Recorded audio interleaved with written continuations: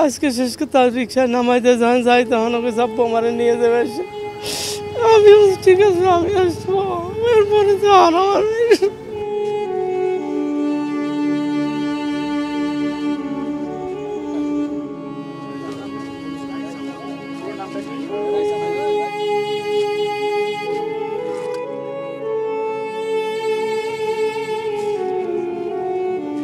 রায়সামনি নাম থ্রিতে পরে 8 বছর।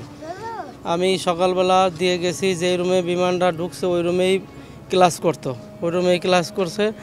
আমি সকালে দুপুরের ঘটনার পরতে উপস্থিত ওইখানে হয়ে খোঁজ করছি, ভিতরে পাইনি। সব হাসপাতালে, উত্তরা হাসপাতাল, বান ইউনিট, সিএমএসে সব জায়গায় খোঁজ করছি, কোথাও পাইনি। আপনাদের কাছে আমার আকুল আবেদন, আমার বাচ্চাটার একটু সন্ধান আপনারা দেন। আমি ঘরে যেতে পারতেছি না, আমার বাচ্চাটার কাছে আমি কথাও বলতে পারতেছি না। আমার ভাইরা আছে সাথে, ওনার কথা বলতেছে। আমি আর কী বলবো, আপনারা একটু আমার সহযোগিতা করেন আমার বাচ্চাটার পাওয়ার জন্য, একটু খবর দেওয়ার জন্য। আমার বাচ্চার কাপড়টা হইলাম একটু, আমি যার কথা বলতে পারতেছি না আপনাদের। বাচ্চা হলো 3 জন, 2টে মেয়ে, একটা ছেলে। বড় মেয়েটা 8-এ পরে চলে গেছিলো আগে, ওতে এই সাইডে ছিল। আর ছোটোটা হলো এনেছিল যে রুমে পড়ে ওই রুমেই পড়ছে, ওর যাইতে পারে নাই, বাড়িতে পারে নাই।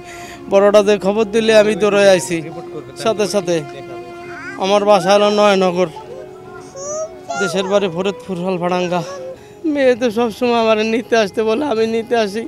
আমার মেয়েরা আমি না নিলে আসতে যায় না, প্রতিদিন আমি নিয়ে যাই। আজকে শেষ করে তার রিক্সায় নামাইতে যখন যাই তখন ওকে চাপ্পু মারে নিয়ে যাবে এসে। আমি ঠিক আছে আমি আসবো, এরপরে তো আর আমার মেয়েটারে না খাওয়া দিলে খায় না, আমি নিজে হাতে খাওয়াই দেই। কালকে রাইতে আমি শেষ খাওয়াই দিচ্ছি, সকালে খাইতে পারি নেই। বাংলাদেশের জনগণ অথবা সরকার সবার প্রতি আমাদের আকুল আবেদন, জীবিত অথবা মৃত আমাদের বাচ্চার সন্ধান চাই। আমাদের এই সন্ধান না পাওয়া পর্যন্ত আমরা ঘরে ফিরে যাবো না। ভাইকে নিয়ে আমরা সারাদিন খেয়ে না খেয়ে ঘুরতেছি। সবাই বলে একবার 5 তালা বান ইউনিটে, একবার বলে 9 তালা, একবার বলে 6 তালা, একবার বলে ইমার্জেন্সিতে। আমরা সব জায়গায় দৌড়াতে দৌড়াতে সারাদিন ক্লান্ত, 5-7 জন মানুষ মিলে সারাদিন। আর সবগুলো আমার যত রিলেটেড হোয়াটসঅ্যাপ গ্রুপ আছে, ফেসবুক গ্রুপ আছে, সব জায়গায় দিয়েছি। রায়সামনি নাম 8 বছর বয়স, ক্লাস 3তে পড়ে।